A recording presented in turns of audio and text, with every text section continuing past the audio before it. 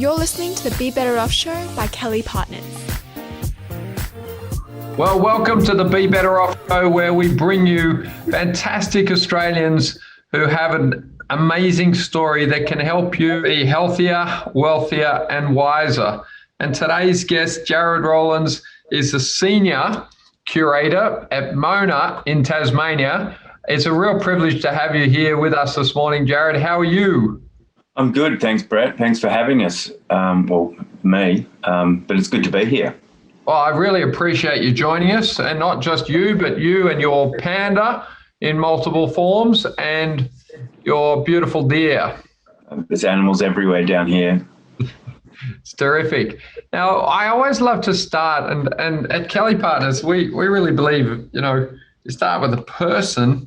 It so influences sort of who they are and what they do.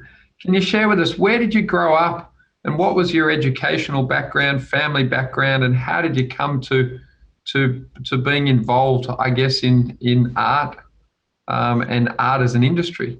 Interesting tale, I guess, from my perspective, and hopefully from at least one other person's, we'll see. But I grew up in a town called Geelong outside of Melbourne, which is quite thriving place at the moment, actually, and never really knew whether, it was unclear growing up in the suburbs. I like to say I grew up in Ramsay Street, it looked like neighbours. It was a very boring suburban kind of place with some brick veneer houses and, a peaceful kind of area in the world with not a lot happening though.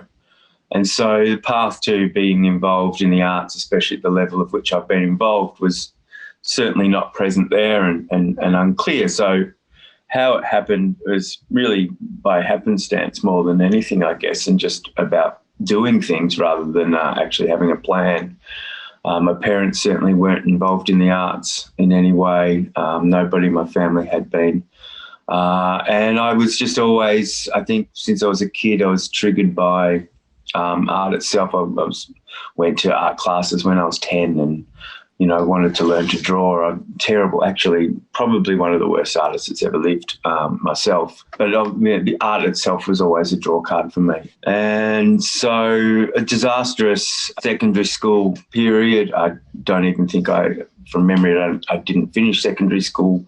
I think I even had a couple of goes at not finishing secondary school. It was a disaster. So like a lot of people who just determined to do things, yourself, from my understanding, I took myself back to university in my 20s, to Melbourne University, and finished, took up and completed a degree in art history, to where I went on to lecture and tutor during my PhD years. I spent 10 years at Melbourne University.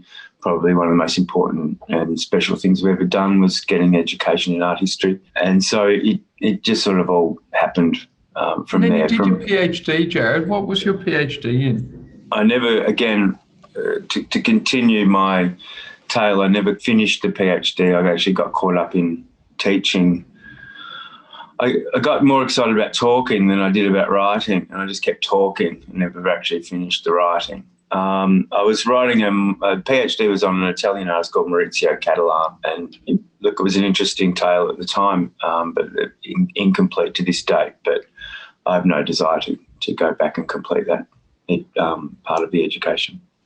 So interesting, Jarrod. I've got a 15-year-old boy and a 13-year-old boy and an 8-year-old girl, and when you have kids, you look at them and you know that, they seem vaguely related, but everyone's so individual and different.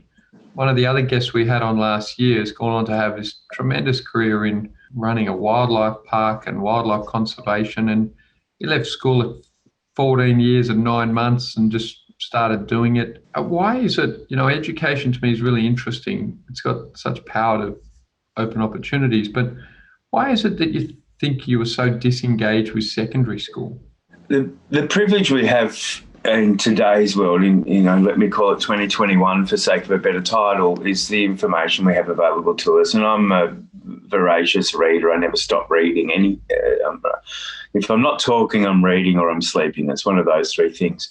And self-taught in a lot of areas, like a lot of people nowadays. And from what I learn now, I think, and having kids myself and trying to understand their own problems or issues with schooling and attention, I just think I was understimulated, and that was pretty much it. I was nothing more complicated than that. I wasn't engaged, and the points at school where I was engaged, I was highly engaged, and I overperformed, and the rest I underperformed. And Okay, and then the other thing that I've picked up with so many of our guests is this determination, as you put it, to do things, and action being such a good cure for most problems. Where does that come from in terms of your mum and dad and your brothers and sisters, or, it's something that I always say you can't put into someone. But maybe it's a condition of the working class, Brett. I don't know. That's my family's background, and we just, I know it sounds stupid, but if you wanted to do something, you actually just had to do it.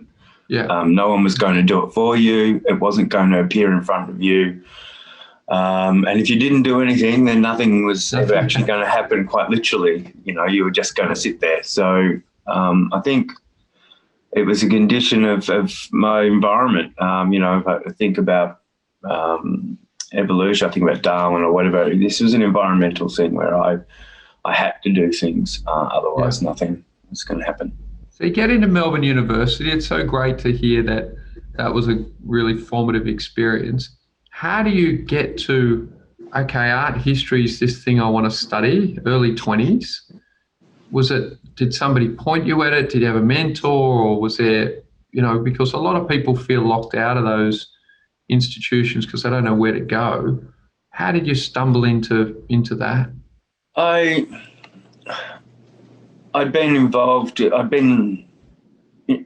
Involved is not quite the right word. I was in the arts. I was actually looking at auctions a lot. I was going to auctions, and I was fascinated by the art market and by painting itself.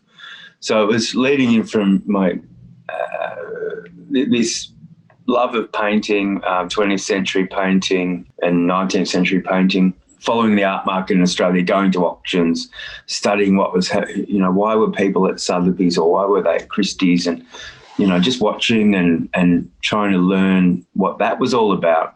Because business, I'm a terrible business person, really. It's a shame. I wish I was actually a bit better at it, but I'm a terrible business person, but fascinated by business and always kind of studied it. And so the art market was as much of interest to me as the art itself. And I think there's no way of learning about the art market. You unlike other markets, you just have to actually participate in the art market. So the best way into it is through art history and understanding the minute detail of everything that you're looking at and everything that's being traded. So I knew I needed an art history degree. So Melbourne University was the best one. So that was the one I focused on and went and did. Okay, so you get there, moderate high school results, you're at the university. Was it really something that, that was a revelation, or did you just feel like you'd sort of, I'm such a believer in momentum that, sort of slipstreams. Did you just feel like you'd sort of found your people, found your place? Absolutely. Absolutely. That's the best way to describe it. And it was both a revelation and momentum. And once I'd started, it was just, I'm still here. I am. I haven't stopped. So share with us, that's the beginning. And for our guests who are listening, tell us about Mona. What is the role of a senior curator? And to me, it's obviously an enormous privilege to be able to work at the scale and real, innovative scope that Mona has pursued. It's, I guess, evolution, really, revolution. Can you tell us, when did Mona start? Why does it exist? What's its purpose? How did you get involved? Mona opened what I like to call the first building. Opened in 2011, which is 10 years ago now. But as Mona is, and as David's will is, the Mona is constantly growing, and it has grown since that opening and continues to grow. And it is an exercise in pushing the site that David's thinking, the architect's thinking, the artist's thinking to, as far as the limits that we can push at any one time, and we're constantly doing that. And I mean, I don't know how often you've been to Mona or if you've been there, but there are these quite significant architectural stages where we're just adding hundreds of square metres every few years, digging bigger holes and creating more ambitious permanent structures with artists, collaborating with artists. So that's one of my main roles, is working with artists on ambitious construction projects that they otherwise wouldn't actually ever undertake, because nobody else in the museum world will take the risk. And these are not just budgetary risks. I mean, all spending on infrastructure that can't produce income is a risk anyway, but actually just producing creative risks in some of these buildings is an incredible thing and privilege that we actually get to do, that a lot of museums just don't actually have the ability to take those risks. And that's primarily my role. So why do you think that is? You know, I have a theory, but what do you think makes Mona different in that respect?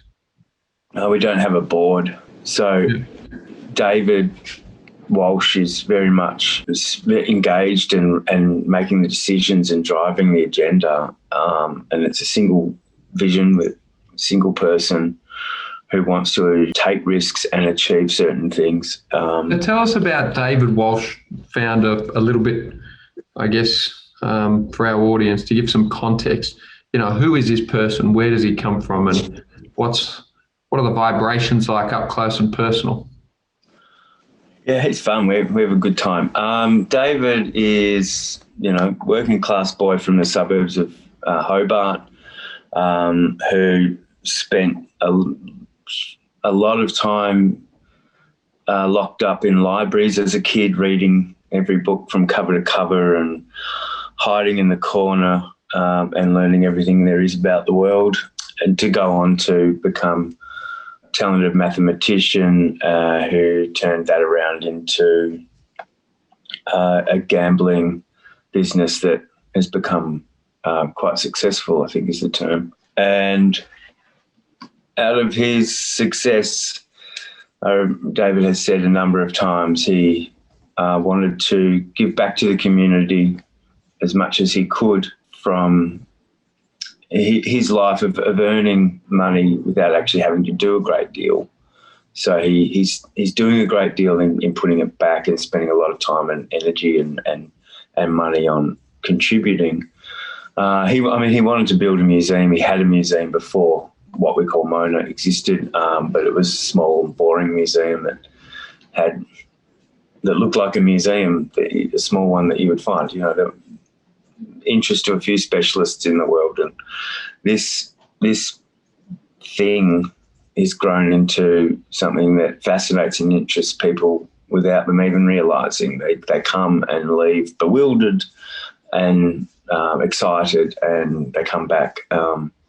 And so he created something quite special that allows as a kind of permit. I guess it's a silly word that gives permission, but encourages everybody to want to come and think about art and experience what art can mean to a human. So it allows you to come and hate the art quite comfortably, or love it, and that's one of Mona's main things, as one of David's goals. And what is David and your, and I guess Mona's conception of what art is and what role it can play and why it's important? One of the interesting things that shifted for me from my previous career as a gallerist to then moving to work for David and come down to Tasmania was shifting my thinking, which is what Mona does. I spent 20 years thinking about what art is, to then shifting into thinking about why art exists. And at Mona, we don't really try and think about or define art. we're happy to accept that art comes in many different forms. And our main goal is to think about why humans make art. And so it really is coming from an evolutionary biological perspective, a Darwinian perspective on, the way I like to think about it in simple terms, which is easier for us art people when it comes to thinking about science, is why do human beings wake up in the morning and go and make art? Because it's not a particularly obvious thing. It's really obvious to me as to why someone might get up in the morning and go and cook food for other people, or why you might help somebody, improve their wealth or their own personal holdings, or why we might go and do sport, why we might be competitive in that sense. But it's not clear why we wake up in the morning and go and make paintings. It's really unclear. And so one of Mona's goals is to explore and hopefully come up with some answers as to why humans actually perform this behaviour. Yeah, it's very interesting. And, the perspective I've always had is that I think people are inherently creative, and that so much more of what we all do is creativity than is often acknowledged. I think with the arts generally, it's sort of like, well, the artists are over there, and then the builders are over there, and the entrepreneurs are over there, and the scientists are over there. When you think from that evolutionary perspective, people are creating, being recreated, and people are, I think, inherently far more creative than is often acknowledged. And then that desire to judge what is art, I think, misses that evolutionary piece, which is, more interesting, and that is that, people are creative and it manifests in many different ways. So I think it's so interesting. We do a lot of work with people in the arts generally, and the very best artists that I've come to know, acknowledge how creative people are generally. The best surgeons that have worked out. My daughter had, a heart condition, and when you see these heart surgeons working on hearts that are, this big, the surgeons themselves who worked out how to treat these conditions, the level of sort of creative thinking is just far beyond science. It's really very, very interesting. So that's why I think Mona has such a role to play. And you mentioned there this concept of giving people permission to hate art or hate, someone's art. I think that's, it's so important, because no response is failure. As opposed Absolutely. to, I never mind if you meet someone and they hate you, or they like you, but for them to be indifferent really is the greatest failure in my view. And so that's why I think it's so interesting, this approach. There's a lot of research that looks at companies that have been that are run by founders and the difference that makes. What you shared there, Jarrod, about you've got a founder, he's got a vision, there isn't a board, so to speak of. For you as sort of the senior curator there, how different is it to, I take it the politics is easy because you got one boss, the vision's clear and it doesn't flip-flop and change every day. Do you feel, to me, that's a very empowered position to be in. Is that the reality of it for you as a, really a professional in this space? I mean, in a nutshell, yes. I mean, of course, I'd love to think that my workplace was free of politics like everyone would, but, of course, there's always something going on in the background. But when it comes to the high level deliverables and what we're actually trying to achieve, having that direction from that is clear and decisive is very empowering, and it allows you then kind of, I guess, ironic way to become more creative, because you're off problem solving with the first part of the problem actually having already been dealt with.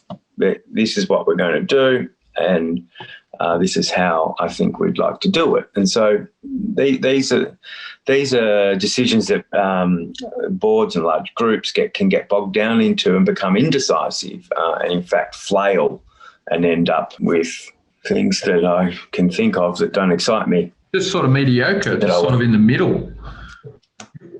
Mediocre is the perfect word. Yeah, exactly. And we talk about the middle actually quite a lot at work, that being aware and being careful of drifting towards the middle is a term that I think would come up at least weekly in some kind of meeting. But being careful that we don't drift towards the middle, that we are, we're not deliberately trying to be antagonistic, or there's no real agenda there in being self-aggrandizing as being radical or anything like that. But being aware of not drifting towards the middle is important to make sure that what we are doing is always slightly breaking expectations that people might have, which is what leads you to be able to come to Mona and hate the art. So what we do is the way museums were set up a few hundred years ago, and especially in the 20th century as houses of expertise, and they anoint particular activities with, literally, I'll get my sword out and I'll anoint you as you're doing the right thing and you're the right artist and you're great. We don't do that. We don't make those claims. We invite you, and we don't stick a little thing next to the painting or the video saying this person's very important and this is why you're looking at it. We use technology, for example, to deliver our opinions on the artwork via the phones, and we have a whole range of it. That allows us to have a whole range of opinions, to ask questions, and we don't make claims. We don't tell you what to think. That's the most important thing, and that allows you to come in and go, well, I think this is shit, and that freedom, I think, is part of Mona's success and what gets people. I mean, we like to think that a lot of people coming to the museum are actually going to experience art and contemporary art, which we have a lot of contemporary art, for the first time. And they're entering this, let's face it, the contemporary art world is a strange place full of strange people doing weird things, right? And so what we do is we allow people who are not part of that world, don't want to be, don't need to be, to come in and observe it and leave with their own feelings and thoughts. Yeah, and I think it's that vision, that's the single vision, really. I mean, the other visions are architectural and the way we really want to create further experiences, for you physically, that's part of it. But David's vision of the anti-museum really is the thing that allows me to be creative. Yeah, it's very cool. Like, I think, for an organisation that's 10 years old to have established itself so well, I think you put it so well there in that, the world seldom needs another Me Too business or Me Too gallery. Some of the great galleries in the world are just, unduplicatable in their awesomeness at being themselves. It would be impossible, I think, to you see the Louvre, I think Abu Dhabi trying to really recreate the Louvre, if you like. And to me, and I'm just an outsider looking in saying, well, I'm not sure that's the strategy I'd go with, because there already is a Louvre and you're always going to be second to the Louvre. And the Louvre itself was an act of creation that came out of a time and place for a specific reason.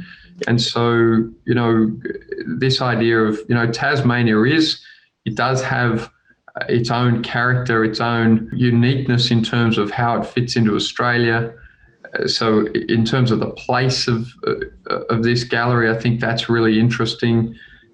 David himself, in terms of his background and a sort of outsider's perspective, I think is really interesting. And then sort of manifesting an anti-gallery, if you like, something that has something new and different to say, has certainly resonated. So why don't we talk, for the business people, our audience is largely people that own private businesses, but let's talk the business of this enterprise. Obviously, it wasn't founded with the conception of return on equity, if you like, traditional financial metrics, but your audience is significant and would be the envy of many mediocre arts institutions around the world.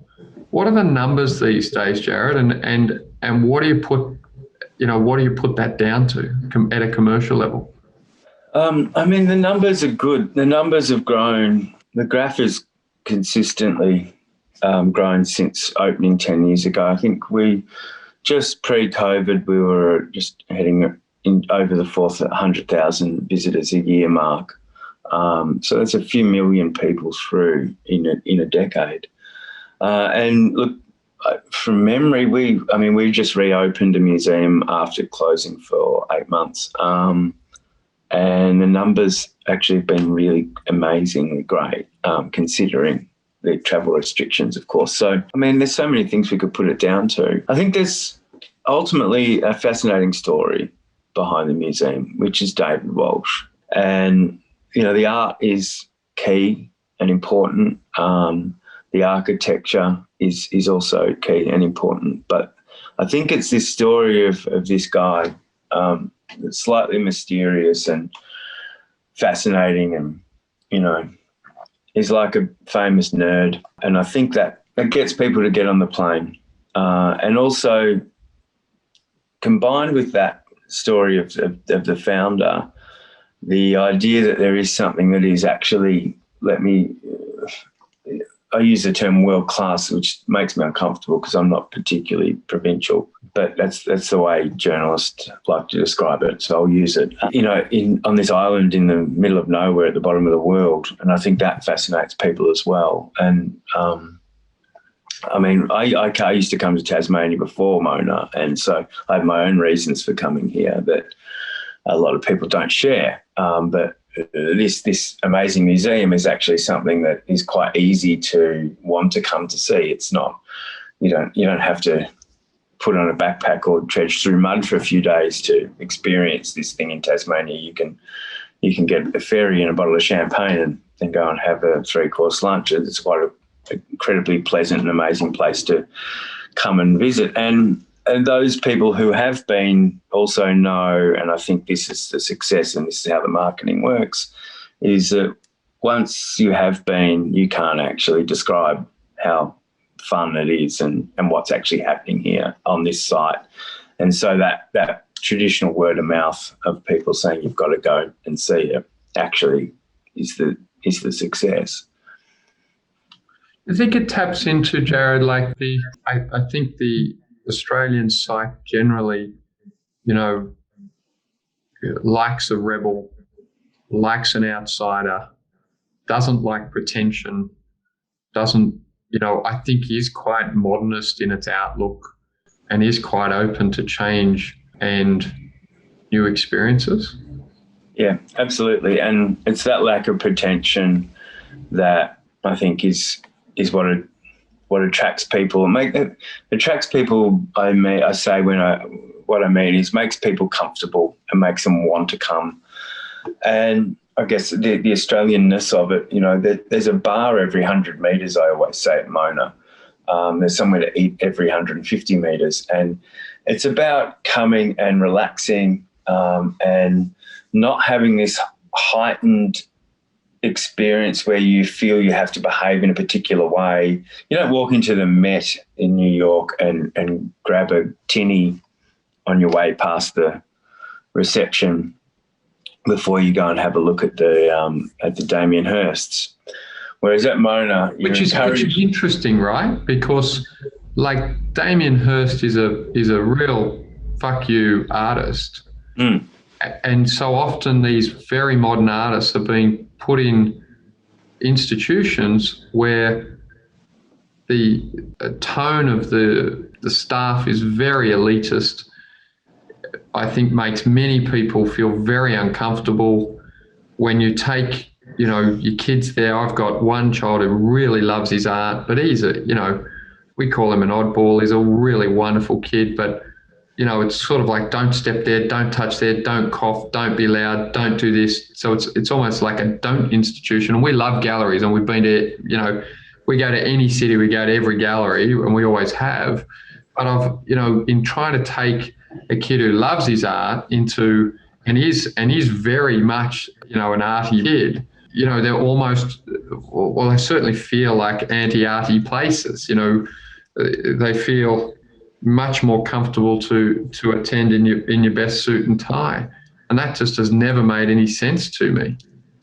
No, and exactly, and that's something that we're again acutely aware of, but we don't have a written script on how we feel we need to negotiate that. We're just doing it naturally. But how do you recruit? You're recruiting for your people. All of our clients, I always say that, 100% of your opportunity in your business is the quality of your people. Knowing your values and the experience you're trying to give your client is so critical. But in the art world, it's a small pool of people you're drawing from. I think Tasmania probably helps. But how do you have people that are approachable, that are not elitists, that are not snobs, that really want people to experience the art that you're presenting with the ethos that you're trying to roll out? Yeah, it's a good question. I'm not involved in any way in any recruitment, so I don't know the literal answer to that question, but I'm involved in setting the tone of the museum, which goes a long way to the way the recruiting unfolds. So I think by setting the tone, which is let's continue with this anti-museum narrative, and making sure that anti-museum doesn't drift towards the middle and try and become pretentious and, become self-important and like all of the other institutions, which the other institutions are important, don't get me wrong, but I think variety is more important. So that's the role we want to play. I don't think the world needs to continue to build more elitist institutions. We've got them, they're there, they've got the things, great, but let's do some other things now. So I think being able to be part of setting that tone attracts, let me say, the right people, I guess, that want to be part of that. And the enthusiasm and the pride that I find in the staff we've got 400 plus staff on every level, is fantastic, and the staff wear Mona like a badge of pride. They really do, and they own it. They love it. They love talking about it, and they want to tell you. Ironically, they want to tell you why you should be there, but you're already there when they're telling you. So they want to share their enthusiasm. Yeah, it's fantastic, and I think what you've hit on there is so true. It's got to come. Setting the tone has to come from the leadership, and from the top, really. And David ultimately actually would like to see the museum be cost neutral to be able to produce enough of its own income to be self-sustaining. That's actually a goal in his head to see if that's possible, because no one's tried this with museums before. Everybody just says, it's all a lost leader. You're going to have to prop it up. It's art, can't possibly support itself. It's a welfare kind of situation. And that might not necessarily actually be true. And I think David would like to see whether there's a way of creating a model that includes the art and also a business case that financially supports all of that activity together. And to do that, you have to have all of the staff be part of the story. They don't have to believe the story. They have to be part of the story. And then that buy-in will go a long way to create the success. And that's, I think, what we're trying to do. Interesting. That's so interesting, because the arts generally can have this entitlement mentality because of the lack of a profit motive, in my view.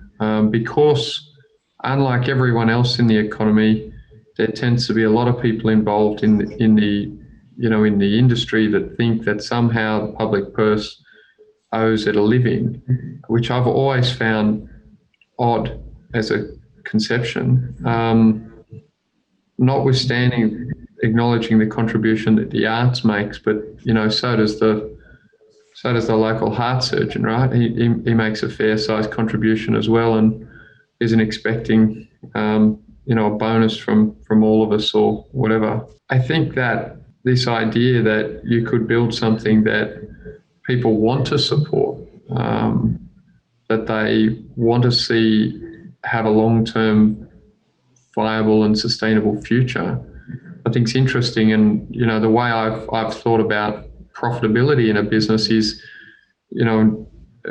really to think about sustainability as a concept. People these days better understand that, and without a viable financial position, then something isn't sustainable. So in terms of the 50-year or the 100-year vision for the organisation, where does David and yourself, where do you see this really incredible organisation evolving to over that time? What's the vision? I don't think we operate in a way that I can actually probably answer that question. We're not, there's always something happening a few years in the future, just by the nature of how long it takes us to actually do something. But the details, or what I call the dot points on an answer to that are not particularly clear, and I don't think they're particularly clear to David. They ebb and flow depending on what's happening. Obviously, this COVID has thrown a few plans up in the air. The idea of trying to build a business case, a model around, and quite literally around this, here's the museum, and build all this activity around the museum that actually produces income enough to support the other activity. I do think that's actually probably a good goal. And staying at the edge and keep building out that reputation for being revolutionary. Well, yeah, and not resting, outside of that kind of business model, not resting on our laurels that we are revolutionary, and making sure that every now and then we actually are. That's an important part of the future. So. Really great to spend some time today, Jarrod, with you. I've really enjoyed meeting you in our chat. I guess I'd love to finish you by asking, how old are you now? 47. So when you look back now and, you're talking to the 17-year-old you, or the, 17-year-old young kid, a lot of the people listening have got kids, and I have no doubt that all of us know that getting our kids up and running to find their slipstream is probably the hardest thing I can think of in life as a personal or professional challenge. But what do you say to this? What do you say to the 17-year-old kid and your parents? Given their backgrounds, and they were probably looking at you at school thinking, what is he doing? And then as a young man going, where is he and where's he going? What's your message for the younger you and the parent of the younger you? Look around, basically. If you're not looking around at every detail of what's happening around you, you're going to miss the important bits. And when I was 17, there's every chance I was probably standing on a skateboard ramp next to Tony Hawk, thinking about frontside grinds.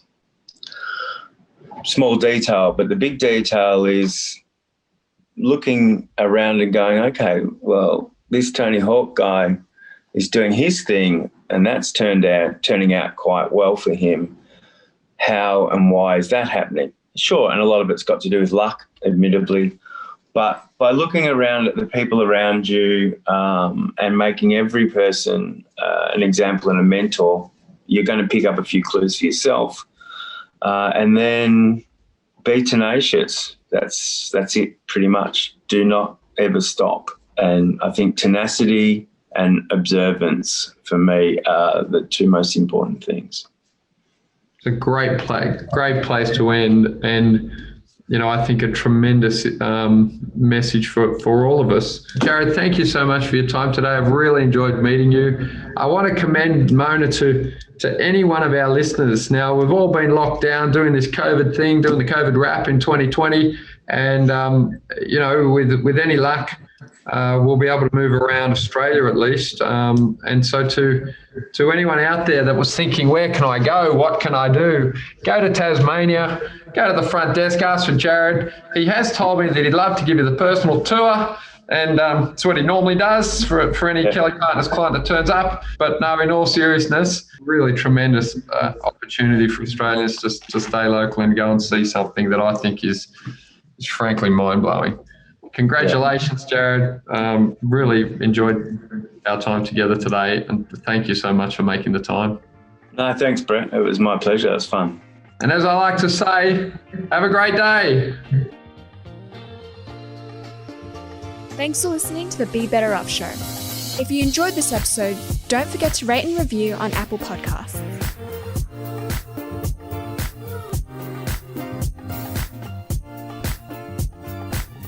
Have a great day.